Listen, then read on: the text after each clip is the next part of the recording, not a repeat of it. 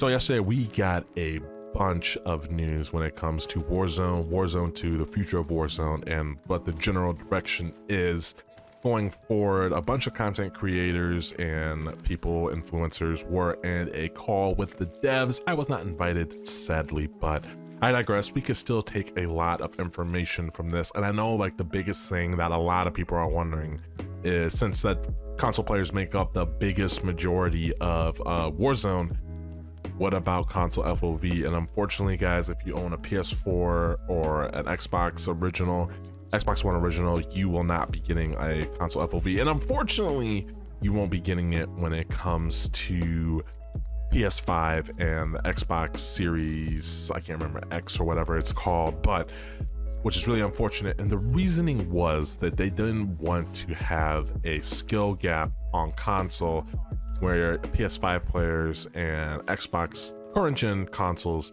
have an FOV slider where past gen consoles don't. And I don't understand that, because, correct me if I'm wrong, they do force crossplay on consoles besides PlayStation. So PC, they always have FOV slider, and they're never going to take away FOV slider for PC.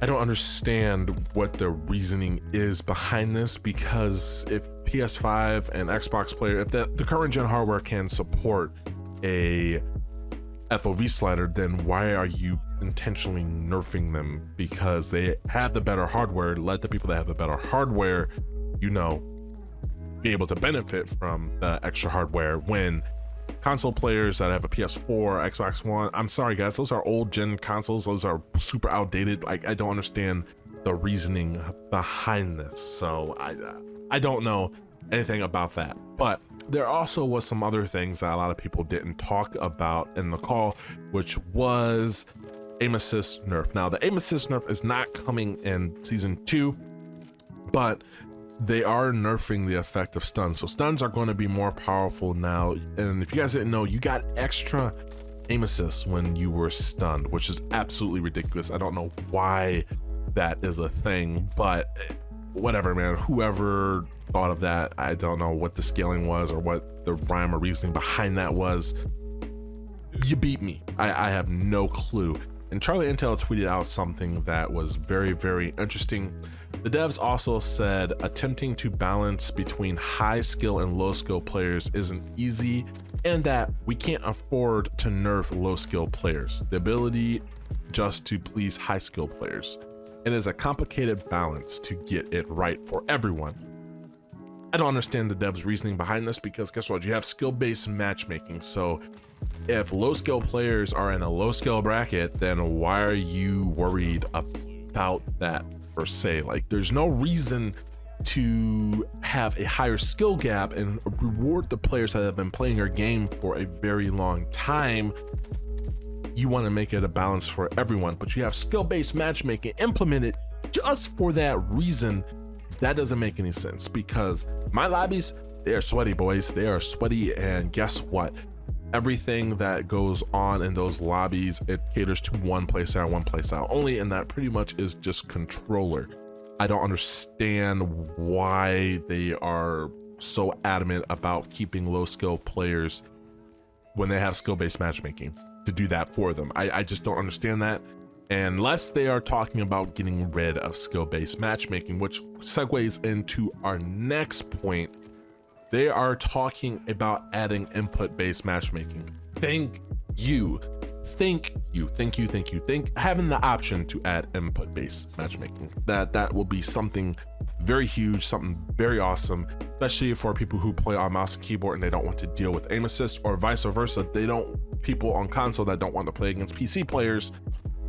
I can understand. That is something that needs to happen, and hopefully that's something that happens in like a ranked playlist, to where all the players that are like super sweaty and then want to, you know, do the best that they can, that will cater towards them and make it an overall better experience for everybody. But the first thing that has to go is skill-based matchmaking. That is something that needs to go. Outdated, it's old. Next thing we're going to talk about is later, coming into season 3, they are looking into the footstep audio. Thank you. I don't know if you guys had this problem, but I had a problem, especially since I play Rebirth a lot. I enjoy Rebirth, I can't hear footsteps sometimes. It's somebody, it seems to happen when I'm in a gunfight. Somebody can run right up on me, behind me, and I can't hear the footstep. If they can fix that, we're going to be in a good spot. The more consistency when it comes to footsteps, get rid of dead silence, make it to where everybody, you can run around, you can hear people. Audio is such a huge, important part of Call of Duty, and it's something that needs to happen and needs to be fixed.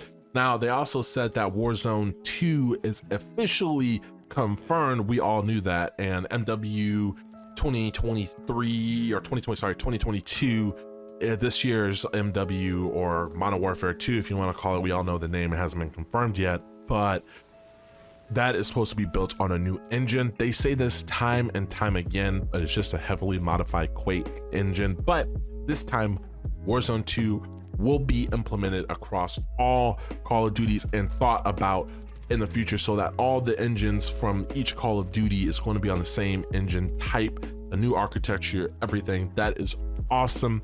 Warzone 2 also is supposed to be its standalone like game, I guess. We don't know if there's going to be like an integration like how they did with or Warzone, the old Warzone 1, I guess you can call it. It'll be very interesting to see, but a lot of good things have been said, and they need to do this more often. I kind of wish that they did a live stream like this, right? Just talk about the game, talk about the communication and everything that's going on with the game, with everybody. Have a big discussion about it, even though you might get some haters and their trolls, whatever.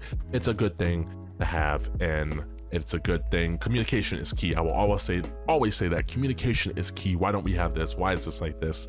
It is something that helps the community understand what's going on about the game that they love and that they are passionate about, just like the devs that are passionate about the game that they made. Guys, I'm running out of time. That is it for me. A lot of good news, but then again, at the end of the day, actions speak louder than words. We just have to wait and see in the next couple of months what is going to be happening. And Vanguard just needs some love, man. We have not had a weapon balance, a meta change, or anything in that game.